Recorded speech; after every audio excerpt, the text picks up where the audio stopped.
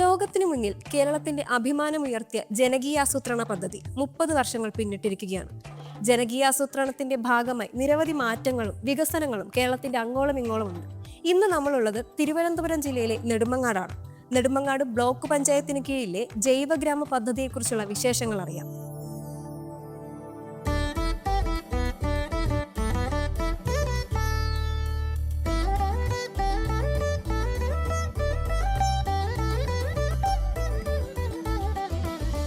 ജനകീയാസൂത്രണം അതിൻ്റെ ഭാഗമായിട്ട് തന്നെയാണ് ഈ ജൈവഗ്രാമം എന്ന പദ്ധതി വന്നിട്ടുള്ളത്.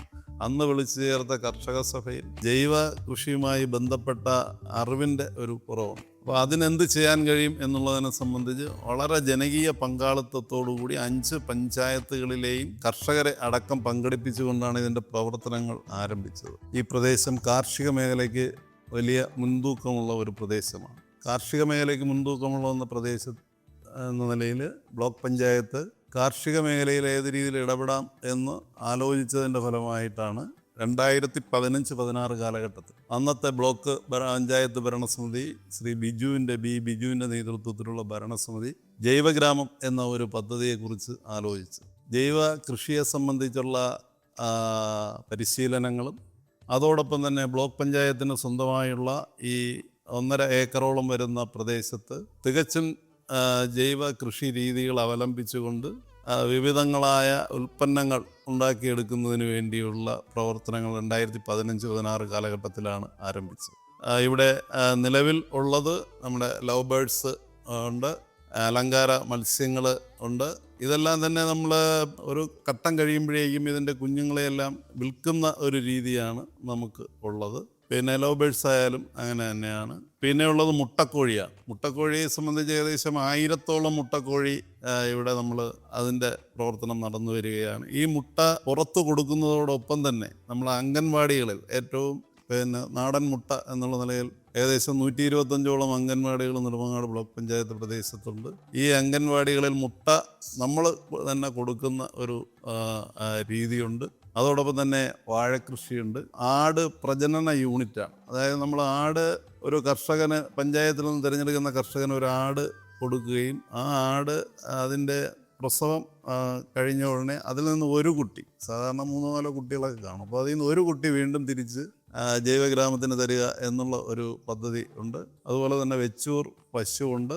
ഇതിൻ്റെ എല്ലാം മാലിന്യങ്ങൾ, അതിൻ്റെ കാഷ്ടം ഉൾപ്പെടെയുള്ള മാലിന്യങ്ങൾ വീണ്ടും പ്രോസസ്സ് ചെയ്ത് ജൈവ വളമാക്കുന്ന ഒരു രീതിയാണ് ഇവിടെ ഉള്ളത്.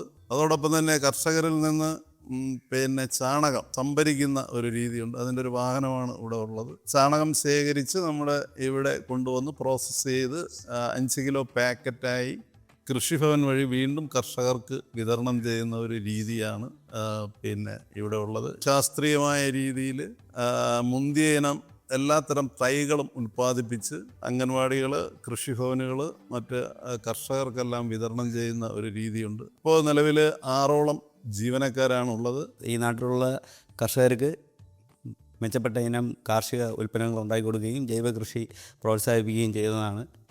അതിൻ്റെ കൂടെ കുറച്ച് പേർക്ക് തൊഴിൽ നൽകുക എന്നതുകൂടെയാണ് ഇതിൻ്റെ പ്രധാനപ്പെട്ട ലക്ഷ്യം. സംസ്ഥാന തലത്തിലും അതോടൊപ്പം തന്നെ ദേശീയ തലത്തിലും വലിയ ശ്രദ്ധ നേടുകയും നിരവധി വർഷങ്ങളിൽ ഏറ്റവും നല്ല ബ്ലോക്ക് പഞ്ചായത്തിനുള്ള അവാർഡ് ജൈവഗ്രാമത്തിൻ്റെ പ്രവർത്തനങ്ങളെ മുൻനിർത്തി ബ്ലോക്ക് പഞ്ചായത്തിന് ലഭിക്കുകയും ചെയ്തിട്ടുണ്ട്. അതിൻ്റെ വേറൊരു പ്രത്യേകത എന്ന് പറയുന്നത് ഈ അവാർഡായി നമുക്ക് ലഭിക്കുന്ന അന്ന് ബ്ലോക്ക് പഞ്ചായത്തിന് ലഭിച്ചിട്ടുള്ള തുകകൾ, ആ തുകകൾ ഏകദേശം 1,80,00,000-ഓളം രൂപയാണ്.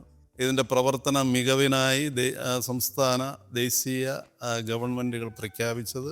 അത് കളക്ട് ചെയ്ത് ഒരു ബാങ്കിൽ മറ്റ് കെട്ടിടം അതുപോലുള്ള ഒരു സ്ഥാവര വസ്തു നിർമ്മാണത്തിൽ നിന്ന് ഉപരിയായി ആ തുക ഉപയോഗിച്ച് അതൊരു ബാങ്കിൽ ഡെപ്പോസിറ്റ് ചെയ്യുകയും അതിൻ്റെ ഇൻട്രസ്റ്റ് പലിശ എടുത്തുകൊണ്ട് ഈ ബ്ലോക്ക് പഞ്ചായത്ത് പ്രദേശത്ത് അനവധിയായ ക്യാൻസർ പേഷ്യൻറ്റുകൾക്ക് ഒരു ചെറിയ സഹായം എന്നുള്ള നിലയിൽ അതിൽ നിന്ന് കിട്ടുന്ന തുക ആ ക്യാൻസർ പേഷ്യൻസിന് അപേക്ഷ സ്വീകരിച്ചുകൊണ്ട് ഒരു മെഡിക്കൽ ടീം അപേക്ഷ പരിശോധിച്ചുകൊണ്ട് അവർക്ക് വിതരണം ചെയ്യുന്ന രീതിയിലേക്ക് അതിൻ്റെ പ്രവർത്തനം തുടർന്നു വരികയാണ്. അഭയം എന്ന പേരിലാണ് ബ്ലോക്ക് പഞ്ചായത്ത് ആ പദ്ധതിയെ വിളിച്ചിരുന്നത്. അപ്പോൾ എനിക്ക് തോന്നുന്ന ജനകീയ ആസൂത്രണം എന്ന് പറയുന്ന ഒരു പദ്ധതി, ഒരു ആസൂത്രണ പ്രക്രിയ നമ്മുടെ സംസ്ഥാനത്ത് ഇല്ലായിരുന്നു എങ്കിൽ ഇത്തരം പദ്ധതികൾ ഒന്നും ഉണ്ടാവില്ലായിരുന്നു എന്നുള്ള ഒരു ഉറച്ച വിശ്വാസമുള്ള ഒരാൾ തന്നെയാണ് ഞാൻ.